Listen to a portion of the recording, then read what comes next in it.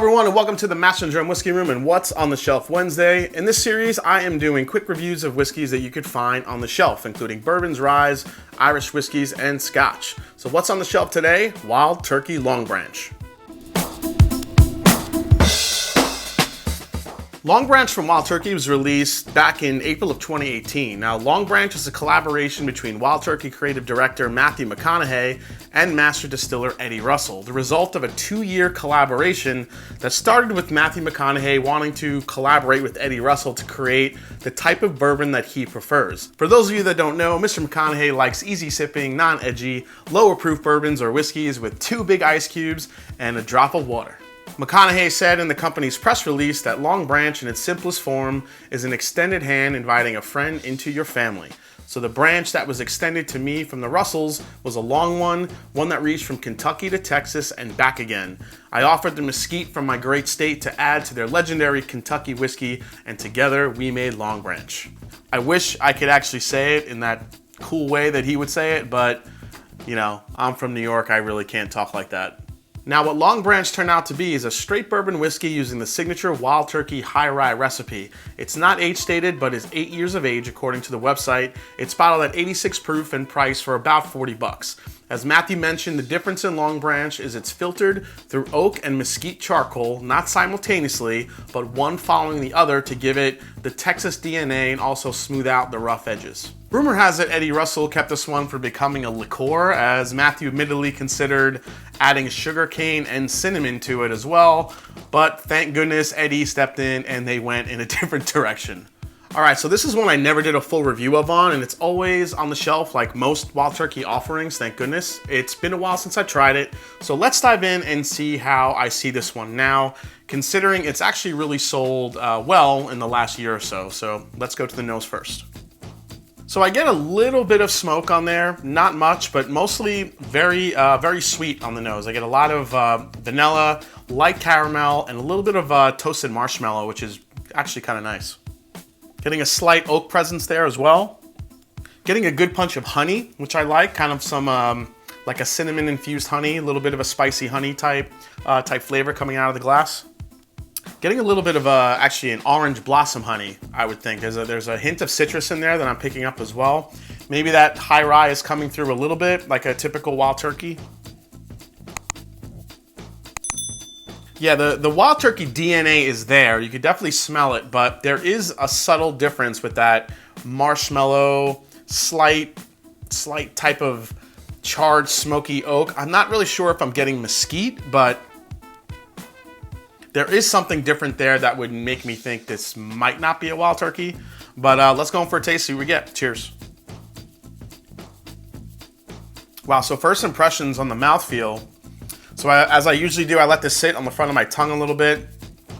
Didn't really get any prickly rye spice type feels to it, especially on the front of the tongue.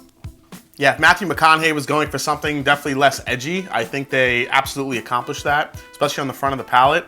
It's very sweet. It's a lot of vanilla and toffee and caramel, especially on the front. Let's go for another sip. Yeah, I'm surprised at how much honey and orange I'm getting on the palate here. Not so much of the marshmallow that I was getting on the nose, but there's a lot of orange, a lot of honey, some good baking spices too on the back end. A little bit of a black pepper. Yeah, it's really soft on the finish too. So going through that double charcoal filtration between the oak and then the mesquite really softened out the rough edges. Let's go for another sip. Yeah, it's crazy sweet. It's almost like a sweet tea type flavor profile. It's crazy. It's got this sugary sweetness, this vanilla, this caramel, this honey, a little bit of a sugary spice on the end. Again, a little bit of black pepper, a little bit of oak on the back end. But yeah, you would, at first impressions, you would not think this is, it smells more like a Wild Turkey on the nose, but doesn't really taste like one to me. This is definitely a lot sweeter, different flavor profile.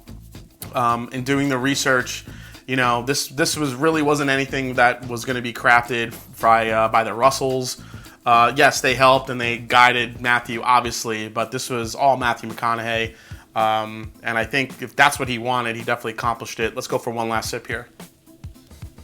Okay, yeah, so front of the palate, this is all sweet up front. This is vanilla, this is caramel. As it works its way back, that honey, citrus, sugary sweetness starts really kicking in. You get a lot of honey, a lot of orange peel, which is something I do get on Wild Turkey sometimes, but it's just coming through way softer. Then as it works its way back, a little bit more vanilla, a little bit more citrus, a little bit of pepper spice there too, but more honey.